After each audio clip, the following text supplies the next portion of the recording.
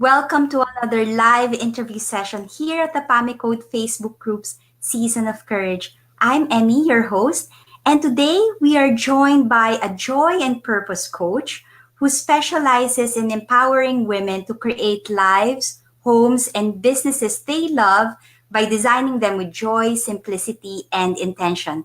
And she's here with us today to talk about how we can step out with courage in our business. So, without further ado, let's all welcome Jessie Pierce. Hi, Hi, Jessie. everyone. Hi, I'm so glad to be here. Awesome. Well, thanks for joining us, and I'm sure we'll learn so much from you. But the first thing that I ask people who join us in the PAMI Code Facebook group Season of Courage is the first question is, what does courage mean to you? Courage to me is moving forward regardless of the fear that you might feel. Because I think we're always going to feel some amount of fear about new things and uncertain things. But embracing courage and leading with courage is choosing to move forward anyway, trusting that it'll work out, trusting that you will learn something from it anyway, trusting that even if it doesn't go the way you're hoping it will, something good will come of it. You'll learn something valuable, or it will prepare you for something else that you're doing later, or it will turn out even better than you could have imagined. Right. So even with the fear, you still power through. Mm-hmm. That's the essence of courage for you. Yes.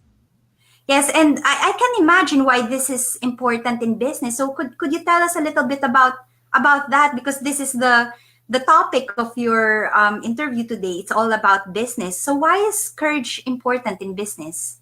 Courage is important in business because if we don't step out in courage in our businesses, we're going to just stay stagnant.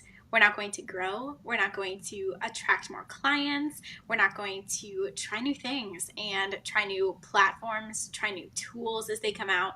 We're not going to be able to keep up or get in front of new audiences. And I don't mean that in like a comparison way of trying to keep up with the Joneses, but there are so many awesome tools that come out and resources and platforms that we can try and different types of content.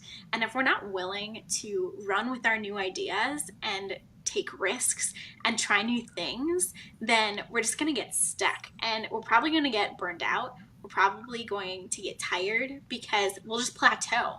And then it will be kind of like the same exact thing every day, which is boring and exhausting. And it doesn't have the same kind of passion or heart behind it that a courage led business can have.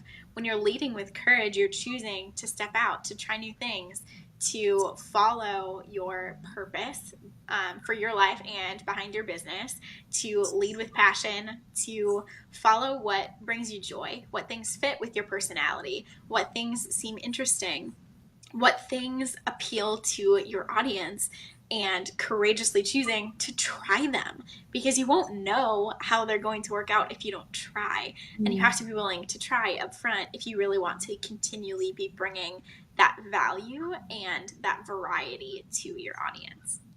So I know that you are coaching other women, Mm-hmm. to find courage, particularly in their businesses. What is the most common source of fear that requires courage for women in business? There are so many that I've seen.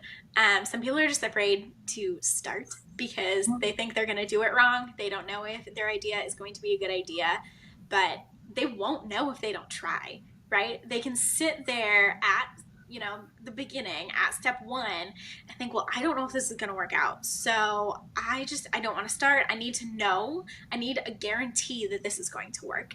And it's not going to go forward if they're stuck there, if they need that guarantee. We don't get guarantees about anything. So they need to know, well, it's definitely not going to work if you don't try. And if you try, if you're committed to trying to make something work and willing to hold it with open hands in a way that says, okay, if my plan A doesn't work, then I can pivot a little bit. I can adapt. I can create a plan B, but I'm going to try. I'm not going to stay here in fear and not step out, not provide the value that I can provide with my business. I'm going to try. And it's scary. It is so terrifying. but it's also exhilarating and it's a fantastic learning experience. And we don't have to do it alone. There are other people who will walk through it with us, which definitely helps. So that's a really common one I see is just people trying to figure out how to start. Mm. Um, and then, there are all sorts of things about fear of raising their rates or fear of getting on sales calls because they don't want to seem salesy. But if you really believe in the value of what you're offering, then you're providing a service to someone. And remember that they don't have to say yes. So you're talking to them, you're saying, hey, I care about you. You're providing free value up front, right? And engaging in this relationship with them, and then getting to a point where you say, I know the things that I've already told you can help you. They can be so beneficial. But if you want to take it a step further, if you actually want personalized help over the long term, if you really want to take this up a notch, then you'll work with me. We can do these things together and I can provide these additional benefits. You're doing them a horrible disservice if you hold that back, if you don't offer that next step. And so just trying to remember, like, okay, you actually have something really valuable to offer, so don't be afraid to say that. And not in like a canned sales pitch way, but in a really personalized way. So I think those are a lot of the top fears that I've seen. Yeah. And do you think these fears are really grounded in people's they are scared to fail, or they are scared that they will be that they will be humiliated? Is Do you think that that's somehow connected? I do, yeah. I think a lot of people, understandably, are afraid to fail because they think they're going to lose everything. They think they're going to hit rock bottom. They think they're not going to be able to bounce back from it. And that's just not the case. Like, so many of us have failed at one thing in life only to succeed in something else. And we learn from our failure. If we fail with one business idea or one product, then we learn from what went wrong with that one and we can improve what we do going forward. There's always something else we can try. Like, there are so many things that we are all good at. If one thing doesn't pan out, we can try something else.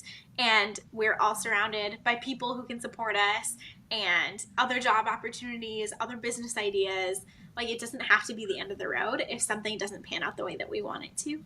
And we don't have to be afraid of hitting rock bottom and not being able to get back up because we have learned from failures in our past. We've overcome obstacles in our past. We've gotten to where we are by facing our fears and moving forward with courage to one extent or another. Maybe just not in as obvious ways, maybe in ways or times when we didn't feel like we had much of a choice. With business ideas, we feel like, well, we could do this, or we could play it safe and stay small, or keep it as a side hustle, or just dream about doing it and not actually do it. It feels like more of a choice. Whereas in certain other instances in our lives, we feel like we have to make a decision. We have to move forward. We don't have that choice. And so we do it. And if we can learn from those moments, learn from those other experiences of courage, we'll see that while we do have a choice about pursuing our business ideas and growing our businesses, we can still apply that same principle of moving forward with courage and trusting that even if we experience failures, it doesn't mean that we are failures. And we can always learn from those experiences and apply the things that we've learned as we go forward. Yes, it's all about learning from experience. I like what you said. It's just because we fail sometimes doesn't mean that we are a failure. It's a learning experience. So, do you have a particular case that you can share with us where someone really took the courage, to face their fears, and it's a success story for you and your client? I do have one client that I'm working with who has had a hard time trying to, I'm trying to think of how to say it, just grow her business and actually branch out and use other platforms that she wasn't familiar with and was really hesitant to try because she felt like she did them wrong in the past and she didn't want to waste her time doing them incorrectly. She didn't want to reach out in Facebook groups and kind of be burned like she had before, or risk like posting things that people wouldn't connect with and feel like she's wasting her time. And I've been working with her to figure out how to engage with people, how to leverage the positive sides of all the platforms one at a time, so it's not too overwhelming, but to have a strategy in place and to learn from each experience. So if she posts one type of post and gets crickets, then we try something else and we keep circling back and we keep learning from all of that. Because it's really easy to post some things, in like a niche Facebook group, for example, and not have people reply to it or like it and think, oh my gosh, people hate my idea. Like, this is just the worst thing. I'm not going to get any responses. Why am I even bothering? But to continue adapting, continue trying different wording, trying different groups, trying to post at different times of the day, just adapting your copy and your content to keep trying to learn. Okay, that didn't particularly resonate with your audience. Why was that? Was it the wrong audience? Was it the wrong message? Was it the wrong timing? Just playing around with all those factors and getting to a point where she's getting a lot more feedback. She's getting people to respond to her polls and comment on them with a lot of really personal information about their lives that she can use for her market research, that she can use to build connections with them and get on phone calls with them. And it's just been super encouraging. It reinforces her belief in the value that she has to offer. And it gives her more and more information as she builds her business and continues connecting with more people. Yeah, and with this, really, it's trial and error. All you have to do is try, and if it doesn't work out, you learn from it, improve it, and then just try again next time. See if that one will work next time. Yeah. But what I also noticed is that when it comes to business, there's a lot of risks involved, obviously. But it actually does help when you have a good support system. Mm-hmm. Someone to be with you and to help you stay grounded with your purpose. With the PAME Code, that's the essence. We can go together. You can have that support to comedy. Is that how coaching works? From your perspective. It is very much. Obviously, there are differences between like a community group or a Facebook group and having a one on one coach, or even taking like a group program. Those are like three different things. But like, big picture, they all provide that kind of accountability and guidance. They provide encouragement. They can answer your questions. They can give you tips. Other people can share their experiences with you so that you don't have to learn everything the hard way. And they can provide additional perspective. So I think they're all incredibly valuable, and it depends on where you're at and what you're looking for in terms of which one is maybe the right fit for you for a specific reason or specific season. I love, love, love communities. I like having a ton of people to provide inspiration and encouragement and answer my questions and just feel like virtual friends. And I love group programs that walk me through things in like a self-paced way that gives me all the tools and all the steps that I need to learn things.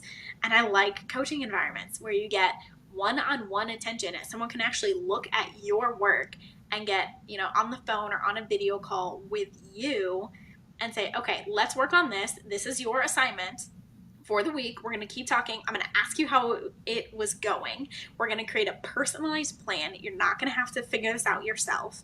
And there's a lot more back and forth, a lot more concentrated time together. But it is very similar, that same, accountability and support between community and coaching. Yeah, and it makes the journey more enjoyable and less scary. Do you think that actually can build courage because you're in the company of other people? I believe that so much. I think that's absolutely true. It's really daunting to try to embark on new adventures and try new things yourself.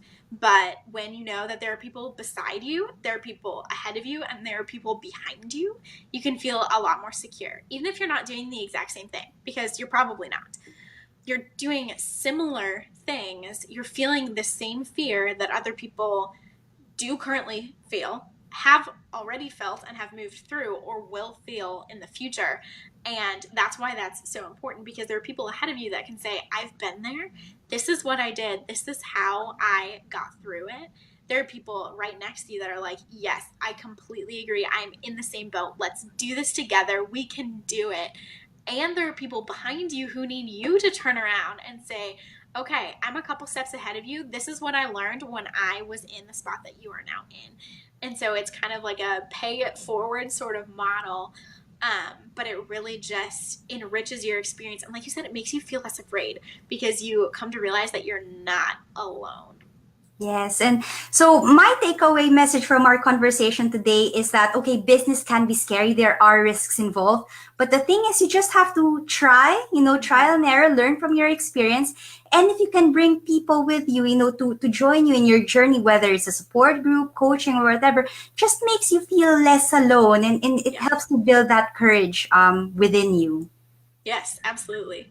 Fantastic. Thank you, Jessie. So, if people want to learn more about you and what you do, how can they get in touch and how can they find more information? Everything is on my website. It's notesfromjessie.com. I also have a Facebook page with the same name, Notes from Jessie, and a community called the Joy and Full Living Community, where we talk all things of just encouraging and supporting one another as we try to live and work with joy, simplicity, and intention. Fantastic. Thank you very much, Jessie. I hope people will hear your message and they will learn from what you had to say to us today. Yeah, I hope so too. I had a great time. Awesome. Thanks, Jessie. Bye for now. Thank you. Bye. Bye bye.